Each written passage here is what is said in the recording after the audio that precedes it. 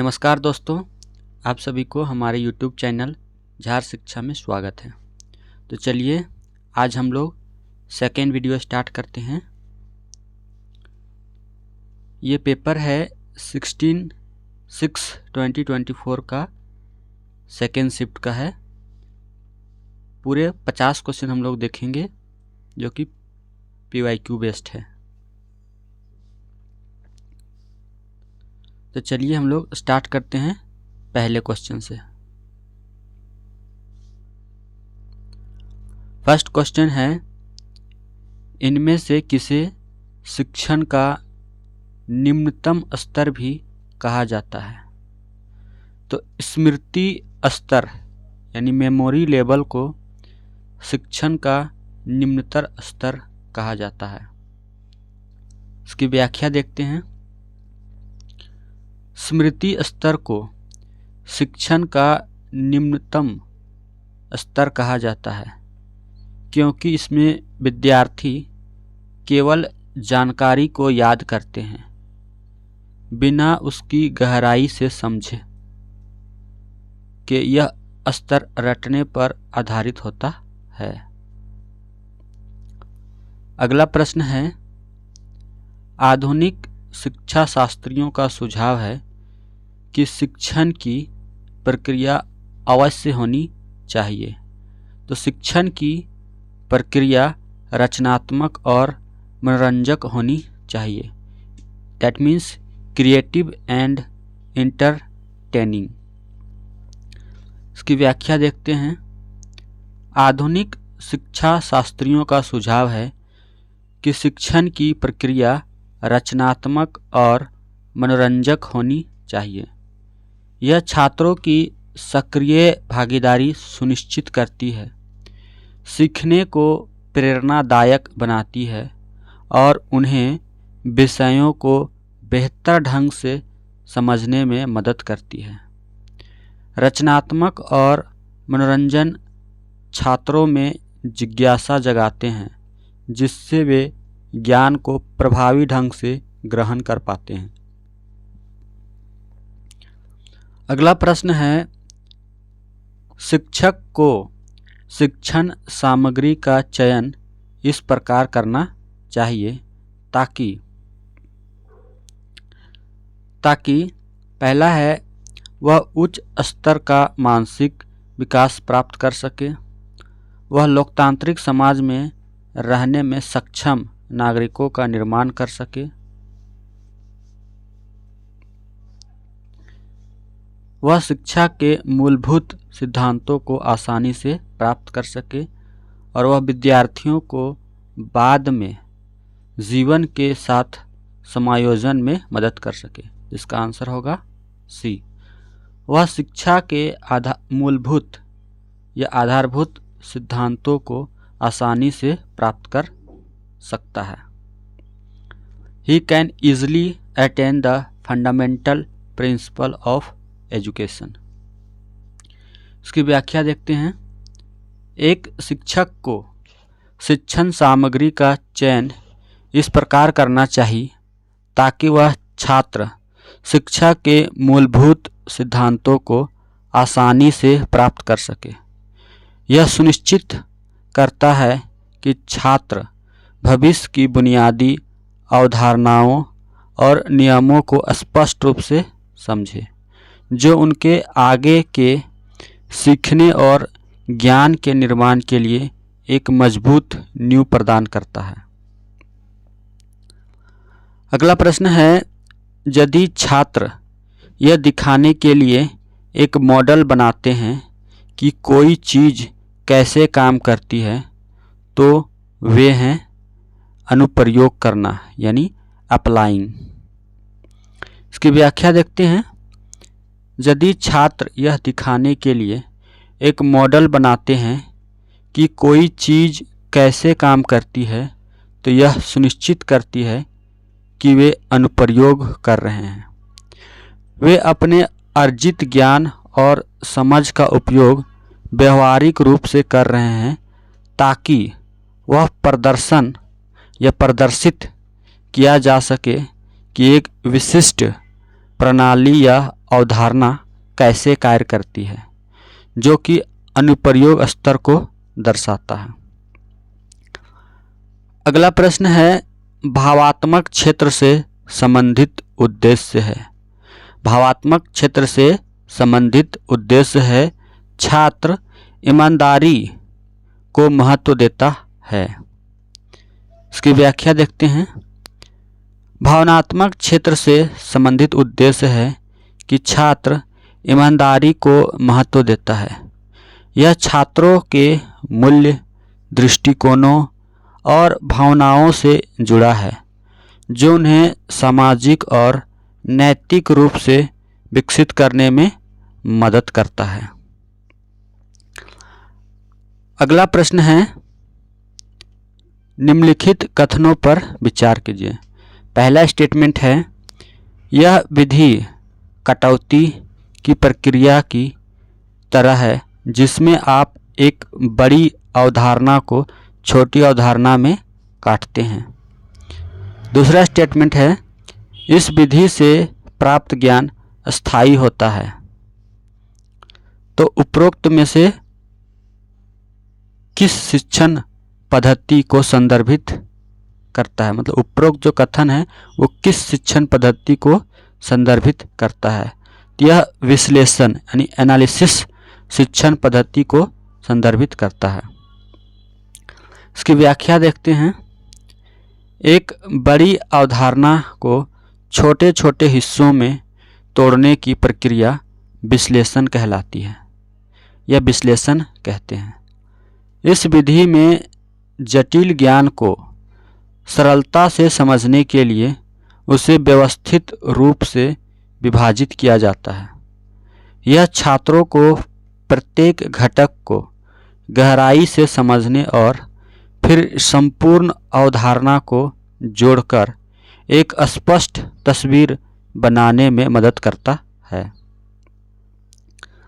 अगला प्रश्न है, टॉप डाउन विधि है। टॉप डाउन विधि जो है ये निगमन विधि है, यानी डिडक्टिव मेथड है। टॉप डाउन विधि को निगमन विधि कहा जाता है।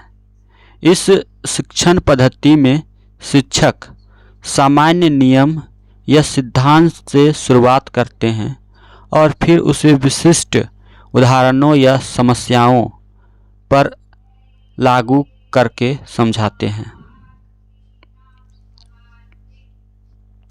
यह एक संरचित दृष्टिकोण है जो छात्रों की जटिल अवधारणाओं को चरणों में समझने में मदद करता है।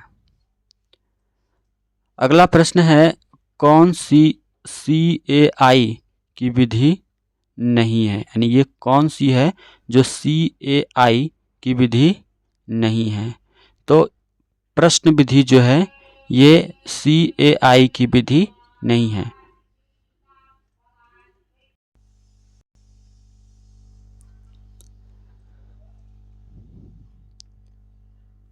ट्यूटोरियल विधि, अभ्यास विधि, अनुरूपण विधि, ये सभी CAI की विधियां हैं। कंप्यूटर असिस्टेड इंस्ट्रक्शन CAI की विधि में प्रश्न विधि नहीं है। CAI के सामान्य तरीके में ट्यूटोरियल मोड यानी नया ज्ञान देना, ड्रिल मोड अभ्यास कराना शामिल है, जबकि प्रश्न विधि शिक्षण का एक महत्वपूर्ण हिस्सा है। यह स्वयं CAI का एक अलग मोड नहीं है, बल्कि इन मोड्स के भीतर उपयोग की जाने वाली एक तकनीक है। अगला प्रश्न है, वर्गीकरण के आधार पर पाठ योजना कितने प्रकार की होती है? तो पाठ योजना 3 प्रकार की होती है। वर्गीकरण यानी ब्लूम के वर्गीकरण के आधार पर पाठ योजना मुख्य रूप से 3 प्रकार की होती है। ये है संज्ञानात्मक, ज्ञान समझ, भावनात्मक, मूल्य दृष्टिकोण और मनोगत्यात्मक शारीरिक कौशल क्षेत्र पर आधारित पाठ योजनाएं। प्रत्येक प्रकार विशिष्ट सीखने के उद्देश्यों और परिणामों पर केंद्रित होता है। अगला प्रश्न है, तैयारी, प्रस्तुति, डैश और उत्पादन पाठ योजना के 4 P's हैं। तो तैयारी, प्रस्तुति, प्रैक्टिस यानी अभ्यास और उत्पादन पाठ योजना के 4 P's हैं। पाठ योजना के 4 P's में तैयारी, प्रस्तुति, अभ्यास और उत्पादन शामिल है। अभ्यास यानी प्रैक्टिस लुप्त P है। यह वह चरण है जहां छात्र सीखी हुई अवधारणाओं और कौशलों को मजबूत करने के लिए सक्रिय रूप से संलग्न होते हैं, जिससे ज्ञान अस्थायी होता है। अगला प्रश्न है, सूक्ष्म शिक्षण एक है। तो सूक्ष्म शिक्षण एक शिक्षण को सरल करना, स्केलिंग डाउन टीचिंग है। इसकी व्याख्या देखते हैं। सूक्ष्म शिक्षण यानी माइक्रो टीचिंग शिक्षण को सरल करने, स्केल्ड डाउन टीचिंग की तकनीक है। इसमें शिक्षण प्रक्रिया को छोटे छोटे घटकों में विभाजित किया जाता है, जैसे कि कम छात्र, कम समय और एक विशिष्ट कौशल पर ध्यान केंद्रित करना। यह शिक्षकों को वास्तविक कक्षा के दबाव के बिना अभ्यास करने और अपनी शिक्षण क्षमताओं में सुधार करने में मदद करता है।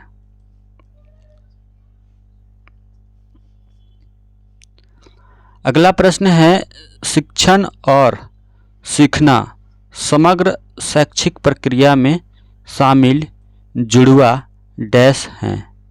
तो ये शिक्षण और सीखना समग्र शैक्षिक प्रक्रिया में शामिल जुड़वा गतिविधियां यानी कि एक्टिविटीज़ हैं। इसकी व्याख्या देखते हैं। शिक्षण और सीखना सक्रिय प्रक्रिया में शामिल जुड़वा गतिविधियां हैं। ये दोनों एक दूसरे से गहराई से जुड़े हैं और विभिन्न कार्यों तथा अभ्यासों के माध्यम से ही संभव हो पाते हैं। बिना गतिविधियों के न तो सिखाया जा सकता है और न ही सीखा जा सकता है। अगला प्रश्न है, शिक्षक विद्यार्थियों को कैसे प्रेरित करते हैं? तो शिक्षक जो है विद्यार्थियों को पुनर्बलन यानी रीइंफोर्समेंट के द्वारा प्रेरित करते हैं। शिक्षक विद्यार्थियों को पुनर्बलन दैट मीन्स रीइंफोर्समेंट के माध्यम से प्रेरित करते हैं। पुनर्बलन सकारात्मक जैसे प्रशंसा या पुरस्कार और नकारात्मक जैसे किसी अवांछित स्थिति को हटाना दोनों तरह का हो सकता है। यह छात्रों को वांछित व्यवहार दोहराने और सिखाने में तथा उत्साह बढ़ाने में मदद करता है। अगला प्रश्न है, एक बाल अनुकूल कक्षा में यह होना चाहिए, यानी बाल अनुकूल कक्षा में होना चाहिए तो क्या होना चाहिए? तो एक बाल अनुकूल कक्षा में सामग्रियां उपयुक्त आकार की होनी चाहिए ताकि बच्चे उन तक पहुंच सके। इसकी व्याख्या देखते हैं। एक बाल अनुकूल कक्षा में ऐसी सामग्री होनी चाहिए जो बच्चों की पहुंच में हो और उनके लिए उचित आकार की हो। इससे बच्चे स्वतंत्र रूप से चीज़ों को उपयोग कर पाते हैं, अपनी गतिविधियों को चुन पाते हैं और सीखने की प्रक्रिया में अधिक शामिल होते हैं। यह बच्चों में आत्मविश्वास को भी बढ़ाता है। अगला प्रश्न है, पर्यवेक्षण का मूल उद्देश्य डैश में सहायता करना है। ये पर्यवेक्षण का मूल उद्देश्य बच्चों को अधिक प्रभावी ढंग से सीखने में सहायता करना है। इसकी व्याख्या देखते हैं। पर्यवेक्षण का मूल उद्देश्य शिक्षकों को शिक्षण विधियों में सुधार करके और विद्यार्थियों को बेहतर ढंग से समझने में मदद करता है। इसका लक्ष्य बच्चों को अधिक प्रभावी ढंग से सीखने में सहायता करना है, जिससे उनके समग्र शैक्षिक अनुभव में सुधार हो सके। अगला प्रश्न है, सामाजिक आर्थिक रूप से वंचित पृष्ठभूमि से आने वाले बच्चों को कक्षा के माहौल की आवश्यकता होती है जो उनके सांस्कृतिक और भाषाई ज्ञान को महत्व देता है तथा उनका उपयोग करता है। इसकी व्याख्या देखते हैं। सामाजिक आर्थिक रूप से वंचित पृष्ठभूमि से आने वाले बच्चों को ऐसे कक्षा के माहौल की आवश्यकता होती है जो उनके सांस्कृतिक और भाषाई ज्ञान को महत्व देता है तथा उनका उपयोग करता है। यह उनके सीखने में सहायक होता है और उन्हें शामिल महसूस कराता है।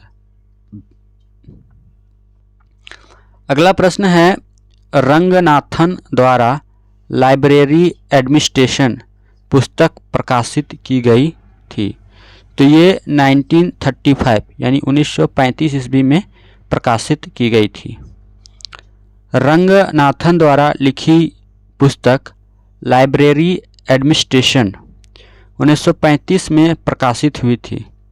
यह पुस्तकालय प्रशासन के सिद्धांतों और व्यवहारों पर एक महत्वपूर्ण ग्रंथ है, जिसमें पुस्तकालयों के सुचारू संचालन के लिए विस्तृत दिशा निर्देश दिए गए हैं। अगला प्रश्न है, एक परामर्शदाता के रूप में शिक्षक को माना जाता है। आत्म नियंत्रण युक्त कक्षा व्यवहार और विषय के प्रति अपने दृष्टिकोण में उत्तेजक और कल्पनाशील, छात्रों के व्यवहार से संबंधित समस्याओं से सीधे संबंधित, और डी है कक्षा में अलग अलग बच्चों पर नज़र रखते हुए मार्गदर्शन करने वाला। तो इसका आंसर हो जाएगा डी, यानी कक्षा में अलग अलग बच्चों पर नज़र रखते हुए मार्गदर्शन करने वाला।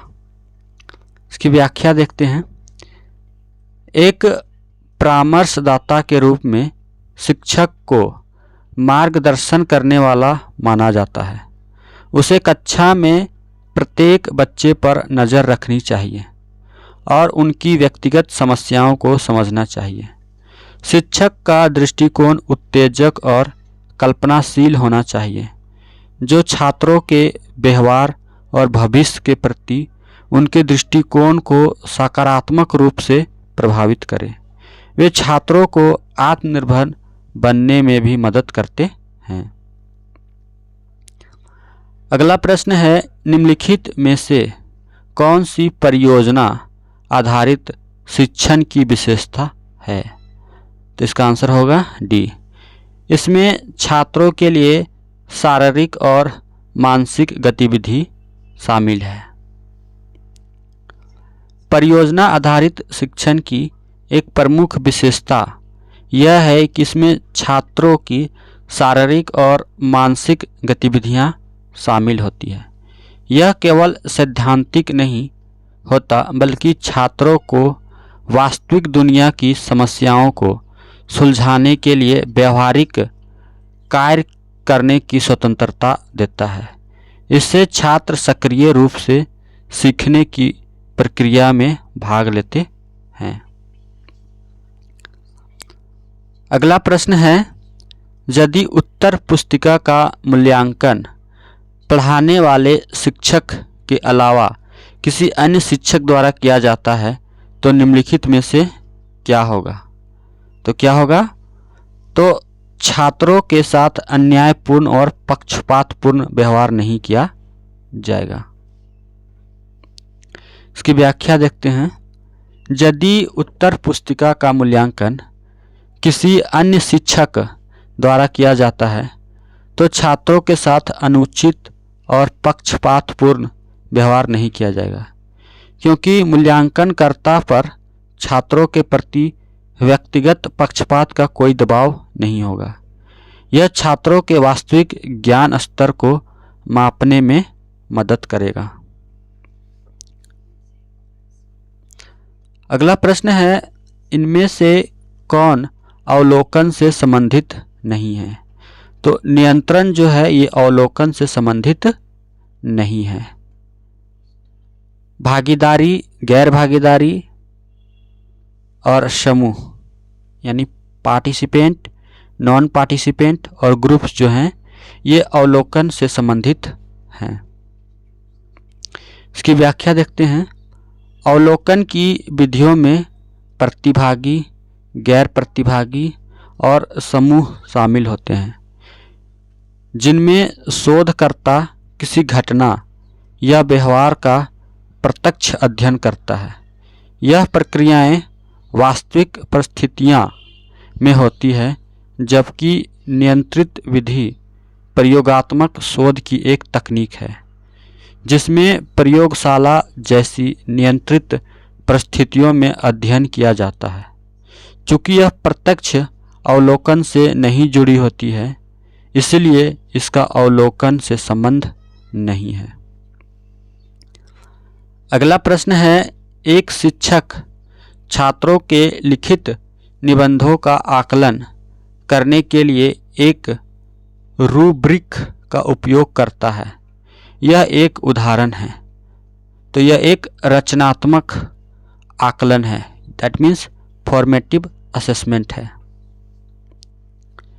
जब एक शिक्षक छात्रों के लिखित निबंधों का मूल्यांकन करने के लिए रूब्रिक का उपयोग करता है तो यह एक रचनात्मक आकलन का उदाहरण होता है। यह आकलन विद्यार्थियों की प्रगति को सुधारने और बेहतर मार्गदर्शन देने के लिए किया जाता है। अगला प्रश्न है, MCQ में समस्या का कथन है। तो स्टेम जो है ये समस्या का कथन है। MCQ में समस्या का कथन स्टेम कहलाता है। स्टेम वह भाग है जिसमें प्रश्न या समस्या दी जाती है। यह मुख्य कथन होता है जिसके आधार पर विकल्प में सही उत्तर चुना जाता है। अगला प्रश्न है, पाठ्यचर्या विकास के बाद सामग्री में सुधार के लिए उपयोग जाने वाला मूल्यांकन है। यानी पाठ्यचर्या विकास के बाद सामग्री में सुधार के लिए उपयोग जाने वाला मूल्यांकन है। तो कौन सा है? तो ये है आपका योग्यात्मक मूल्यांकन है, यानी समेटिव इवैल्यूएशन है। इसका व्याख्या देखते हैं। पाठ्यक्रम विकास के बाद सामग्री में सुधार के लिए उपयोग किया जाने वाला मूल्यांकन योग्यात्मक मूल्यांकन है। यह मूल्यांकन किसी पाठ्यक्रम या शिक्षण प्रक्रिया के अंत में किया जाता है, जिसका मुख्य उद्देश्य छात्रों की समग्र उपलब्धि और पाठ्यक्रम की प्रभावशीलता का आकलन करना होता है। इसके परिणामों का उपयोग भविष्य के पाठ्यक्रम सुधारों या कार्यक्रमों को जारी रखने या बंद करने जैसे महत्वपूर्ण निर्णय लेने के लिए किया जाता है।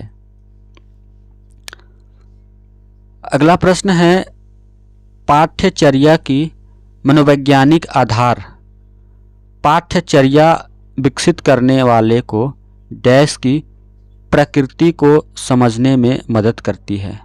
तो ये लर्नर्स यानी शिक्षार्थी की प्रकृति को समझने में मदद करती है। मनोवैज्ञानिक पाठ्यक्रम विद्यार्थी की प्रकृति को समझने में मदद करता है।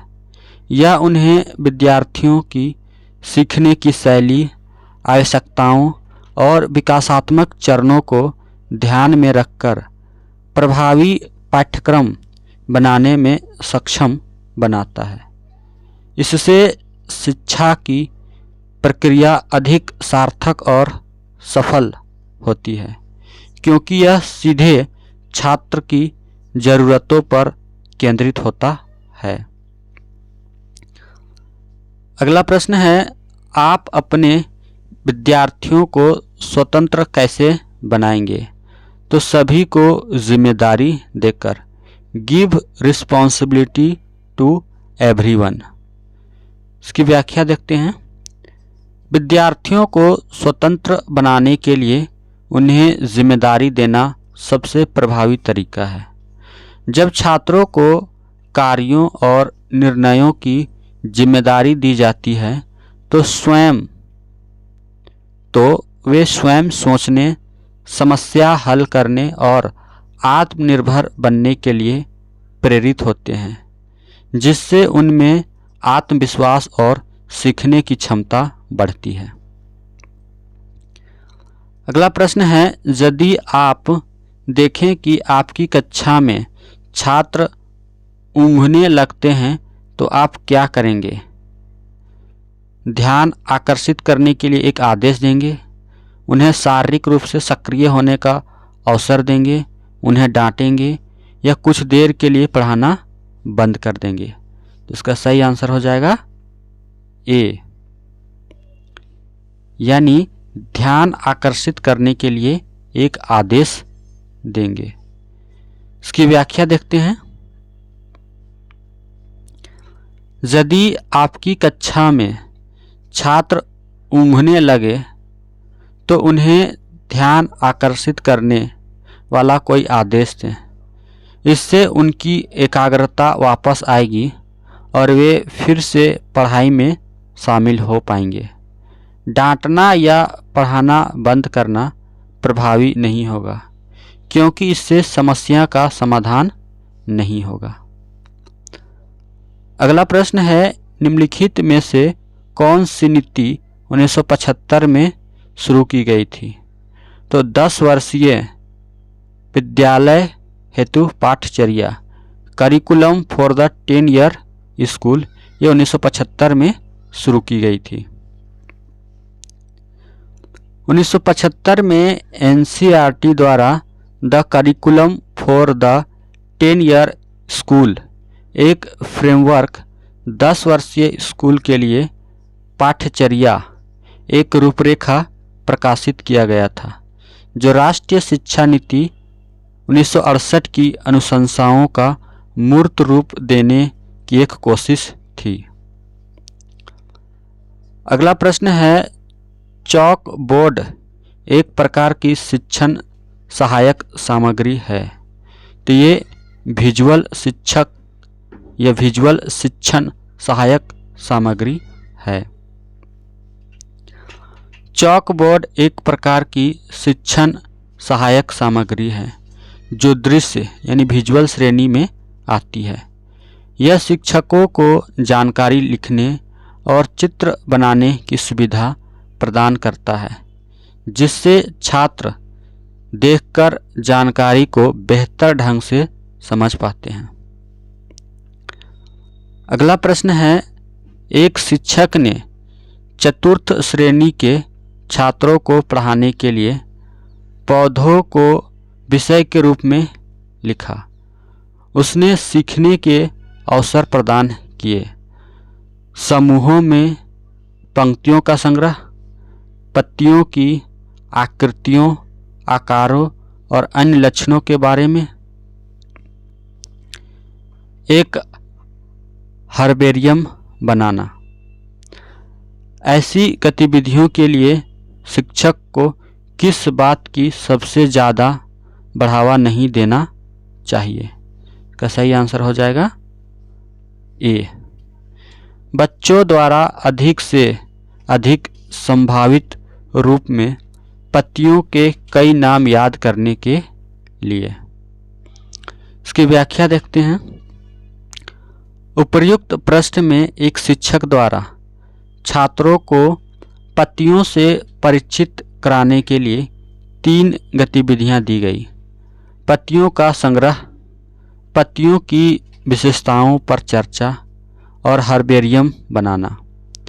अतः इन गतिविधियों के आधार पर विकल्प में दिए गए शिक्षण उद्देश्यों में से एक शिक्षक को बच्चों द्वारा अधिक से अधिक संभावित रूप से पत्तियों के कई नाम याद करने को प्रोत्साहित नहीं करना चाहिए, क्योंकि यह रटने पर जोर देता है, जबकि अन्य गतिविधियां अवलोकन, चर्चा और सहयोग के माध्यम से सीखने को बढ़ावा देती है। अगला प्रश्न है, जालियांवाला बाग में बसंत नाम से किस कवयित्री ने कविता लिखी थी? तो सुभद्रा कुमारी चौहान ने बसंत नाम से कविता लिखी थी। जालियांवाला बाग में बसंत नामक कविता सुभद्रा कुमारी चौहान ने लिखी थी। इनकी अन्य रचनाओं में झांसी की रानी, यह कदम का पेड़, सम्मान तथा नीम शामिल है। अगला प्रश्न है, भारत का सबसे छोटा वन राज्य कौन सा है? तो सबसे छोटा वन राज्य पंजाब है। इसकी व्याख्या देखते हैं।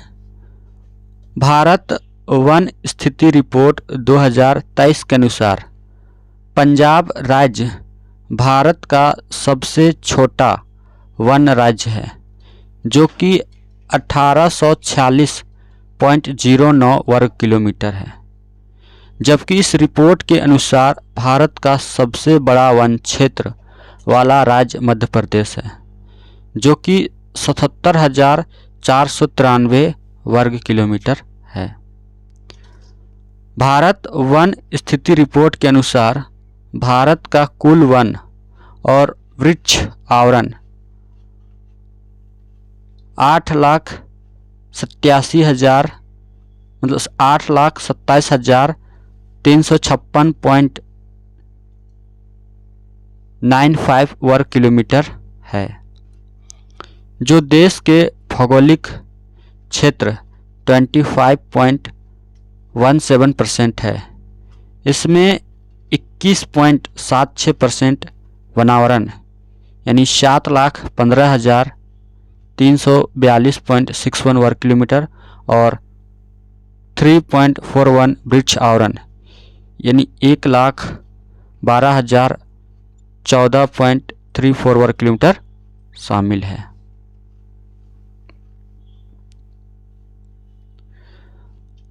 अगला प्रश्न है, निम्नलिखित में से कौन एकात्मक शासन प्रणाली का उदाहरण है? तो श्रीलंका जो है वो एकात्मक शासन प्रणाली का उदाहरण है। एकात्मक शासन प्रणाली में केंद्रीय सरकार के पास प्रमुख शक्तियां होती है और क्षेत्रीय या प्रांतीय इकाइयों को सीमित स्वायत्तता प्राप्त होती है। श्रीलंका एकात्मक शासन प्रणाली का उदाहरण है, जहां केंद्रीय सरकार का पूर्ण नियंत्रण है और प्रांतीय परिषदों की शक्तियां केंद्रीय सरकार द्वारा निर्धारित होती है। अगला प्रश्न है, निम्नलिखित में से कौन चंपारण सत्याग्रह से संबंधित नहीं था? तो जयप्रकाश नारायण जो थे वो चंपारण सत्याग्रह से संबंधित नहीं थे। राजेंद्र प्रसाद, अनुग्रह नारायण सिंह और जे.बी. कृपलानी ये तीनों चंपारण सत्याग्रह से संबंधित थे। भारतीय स्वतंत्रता संग्राम के दौरान चंपारण सत्याग्रह 1917 एक महत्वपूर्ण आंदोलन था, जिसकी शुरुआत महात्मा गांधी ने चंपारण बिहार में नील किसानों की समस्याओं को हल करने के लिए की थी। इस आंदोलन में डॉक्टर राजेंद्र प्रसाद, अनुग्रह नारायण सिंह, जे.बी. कृपलानी शामिल थे, जबकि जयप्रकाश नारायण चंपारण सत्याग्रह से संबंधित नहीं थे। अगला प्रश्न है, निम्नलिखित में से कौन सा रविंद्रनाथ टैगोर का उपन्यास है? तो गोरा जो है रविंद्रनाथ टैगोर का उपन्यास है। रविंद्रनाथ टैगोर एक प्रसिद्ध बंगाली साहित्यकार थे, जिन्होंने कई उपन्यास, कविताएं, नाटक और कहानियां लिखी, जिनमें गोरा 1910 उनका प्रसिद्ध उपन्यास है, जबकि दुर्गेश नंदिनी बंकिम चंद्र चट्टोपाध्याय तथा गणदेवता ताराशंकर बनर्जी का उपन्यास है। अगला प्रश्न है, लॉन टेनिस के खेल में मिश्रित युगल प्रारूप में टीम के साथी होते हैं। तो साथी होते हैं एक पुरुष और एक महिला। लॉन टेनिस में मिश्रित युगल प्रारूप में एक टीम में 2 खिलाड़ी होते हैं, जिसमें एक पुरुष और एक महिला शामिल होती है।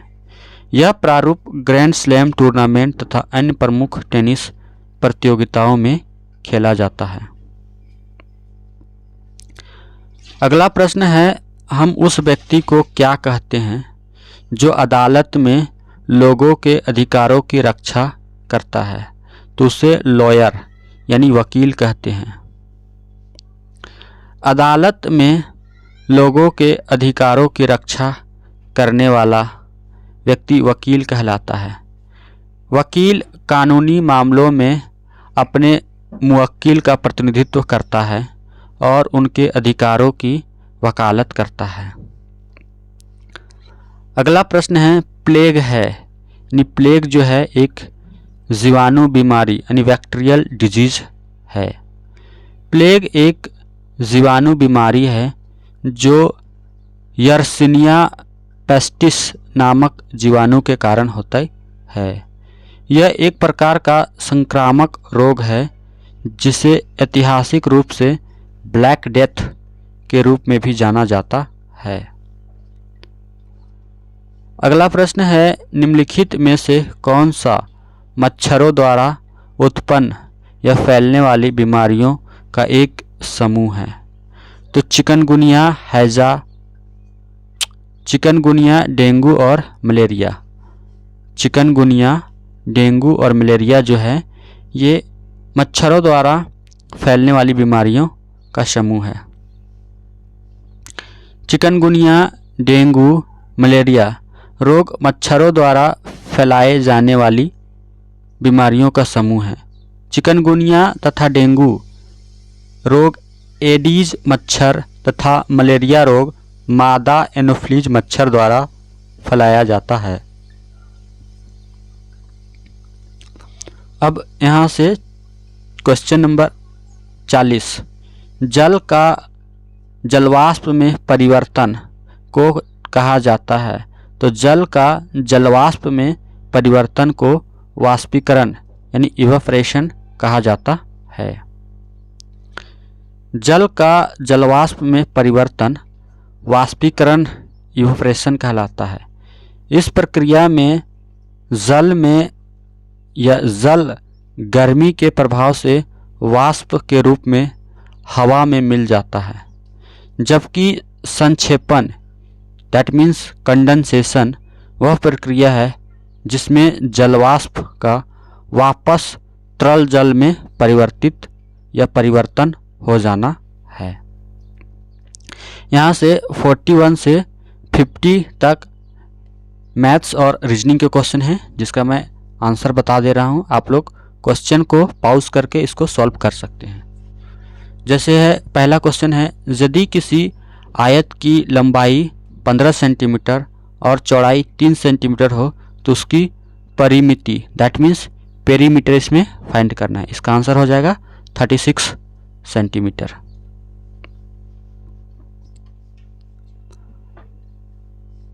अगला प्रश्न है 1 मिलियन में शून्यों की संख्या होगी। तो 1 मिलियन में 6 शून्य होते हैं, यानी 1 million equal to 10 lakh. Simplification है, जिसका आंसर हो जाएगा 61। यह भी सिंप्लीफिकेशन है, इसका आंसर हो जाएगा 99.0909। 7 पैसे के बराबर हैं, तो 7 पैसे 0.07 रुपीज़ के बराबर है। दिए गए प्रश्न में प्रश्नवाचक चिन्ह के स्थान पर सही विकल्प चुनिए। जैसे आँख, नृत्य से तो ईयर जो है यानी कान जो है ये गाना यानी सॉन्ग से संबंधित है।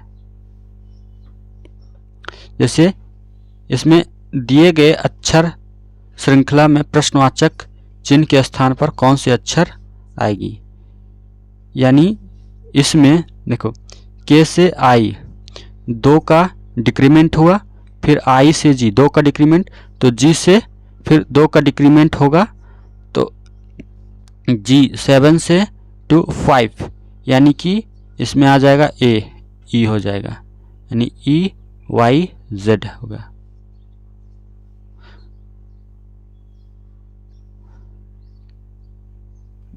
अगला प्रश्न है सी माता है ए और बी की। यदि डी पति है बी का तो सी कौन है डी की, यानी सी जो है वो माता है किसका, ए और बी की, ये माता है। यदि डी पति है, यदि डी जो है ये पति है बी का, सॉरी डी जो पति है, यानी डी जो पति है बी का, ये पत्नी हो गई, तो सी डी, तो सी कौन है डी का, तो सी जो है वो डी का कौन है, तो सी जो है ये सासू माँ है, यानी मदर इन लॉ है, सास।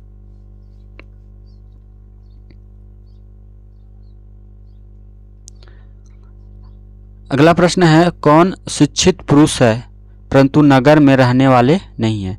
शिक्षित पुरुष है यानी शिक्षित पुरुष हैं लेकिन नगर में नहीं रहने वाले हैं, ये शिक्षित पुरुष हैं लेकिन नगर में नहीं रहने वाले हैं, तो ये 4 जो हैं ये नगर में नहीं रहने वाले, यानी आंसर हो जाएगा डी हो जाएगा, ए हो जाएगा, सॉरी नगर में, अच्छा ए जो है वो नगर में रहने वाले हैं, ये 11 जो है वो नगर में रहने वाले नहीं है, ये नगर में रहने वाले हैं। सर्कल जो है ये नगर में रहने वाले हैं, ये रेक्टेंगल जो है ये पुरुष हैं, और ट्रायंगल जो है ये एडुकेटेड यानी शिक्षित हैं। इसका आंसर बी हो जाएगा, यानी कि 11 हो जाएगा। अगला प्रश्न है वर्णमाला के विपरीत क्रम में बाएं से 10वें अक्षर के दाएं 8वें अक्षर कौन सा होगा। विपरीत क्रम में हमको लेफ्ट से 10th आना है, यानी कि पीछे से 10th यानी 27। देखिए यहाँ अगर इसको हम वर्णमाला को विपरीत क्रम में ही लिख देते हैं तो 10th क्यों आता है, और 10वें अक्षर के दाएं, तो 10वें अक्षर के दाएं यानी राइट साइड 8वें अक्षर आई होगा, तो आंसर सी हो जाएगा। दोस्तों ये वीडियो आपको कैसी लगी, वीडियो अच्छी लगी तो अपने दोस्तों के साथ इसको शेयर करें और कमेंट करें ताकि मैं आप लोग के लिए नेक्स्ट वीडियो बना सकूं। ये आपके एग्ज़ाम में काफ़ी हेल्पफुल होगा और बहुत सारे क्वेश्चन रिपीट भी होते हैं, तो आप इसको देख के ज़रूर जाइएगा, आपको एग्ज़ाम में बहुत ही मदद मिलेगी। वीडियो देखने के लिए आप सभी को धन्यवाद। जय हिंद, जय भारत।